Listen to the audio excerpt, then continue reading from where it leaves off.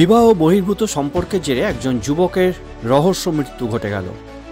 এই রহস্য মৃত্যুর কারণে এলাকায় ভাঙচুরও শুরু হলো এবং এলাকায় ছড়িয়ে পড়েছে উত্তেজনা। এই ঘটনাটি বৃহস্পতিবার দিন পাণ্ডবেশ্বরের কুমারডি গ্রামের ঘটনা। বৃহস্পতিবার ঠিক ভোরবেলায় কুমারডি গ্রামের রুইদাস পাড়ায় একটি বাড়ি থেকে উদ্ধার হয় প্রতিবেশী বাউরিপাড়ার যুবক পল্লব বাউরি, যার বয়স আনুমানিক 22 বছর বলে জানা গেছে। সেই পল্লব বাউরির ঝুলন্ত মৃতদেহ। পুলিশ মৃতদেহটি উদ্ধার করে থানায় নিয়ে যায়, কিন্তু বাড়ির লোকের অভিযোগ বাড়ির লোককে না জানিয়ে এই মৃতদেহটি নিয়ে যাওয়ার ঘটনা ঘটে এবং এর ফলে এলাকায় ছড়িয়ে পড়ে উত্তেজনা।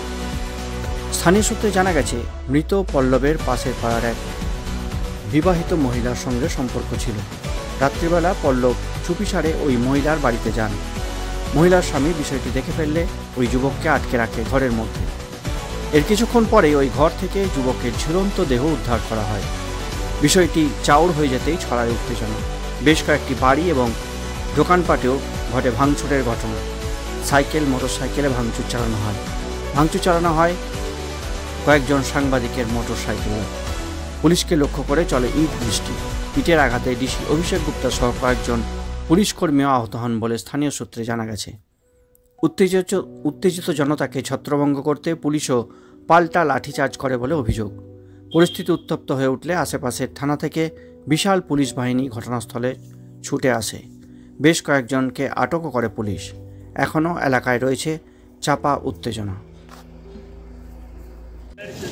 একটা উত্তেজনা হয়েছিল, একটা ডেড বডি নিয়ে একটা টেনশন ছিল যে কীভাবে হয়েছে নেই হয়েছে। ওটার জন্য আমরা সব রকম পাণ্ডবেশ্বর থানার পুলিশ তদন্ত করছে সকাল থেকে।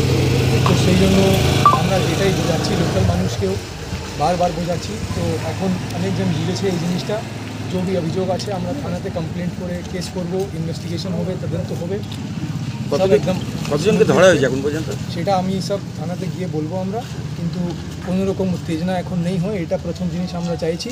আর মানুষকে এটা বোঝাতে চাইছি প্রথমে যে এইসব উত্তেজনা করে কোনো লাভ নেই। আমরা তো সব রকম কমপ্লেন্ট নিচ্ছি, তো যে भी কমপ্লেন্ট আছে ওটা নিয়ে কেস হবে, ইনভেস্টিগেশন। কতজন পুলিশ ইনজুর্ড হয়েছে স্যার? এখন 4 জন ইনজুর্ড হয়েছে। স্যার এখান থেকে যেটা অভিযোগ আসছে যে মানে যার বডি পাওয়া গেছে তাদের বাড়িতে না জানিয়ে নাকি পুলিশ নিয়ে গেছে বডি রিকভারি করেছে পুলিশ। ফার্স্ট ইমিডিয়েটলি হসপিটালে পাঠানো হয়েছে, এটা প্রথম রেসপন্সিবিলিটি আছে, এটাই স্ট্যান্ডার্ড প্রোটোকল। এর ছাড়া অন্য কিছু হয়নি। আর বাকি যে আছে সব investigation protocol, proper protocol follow করে হচ্ছে। সব কিছু আইন হিসাবেই হচ্ছে আর আইন হিসাবেই হবে। এটা আন্দোলন করে বা প্রোটেস্ট করেও কিছু আইন হিসাবে চেঞ্জ হবে না। যে আইন হিসাবে চলতে হবে সেরকমই চলবে। লাঠিচার্জ হয়েছে বলে অভিযোগ করছে।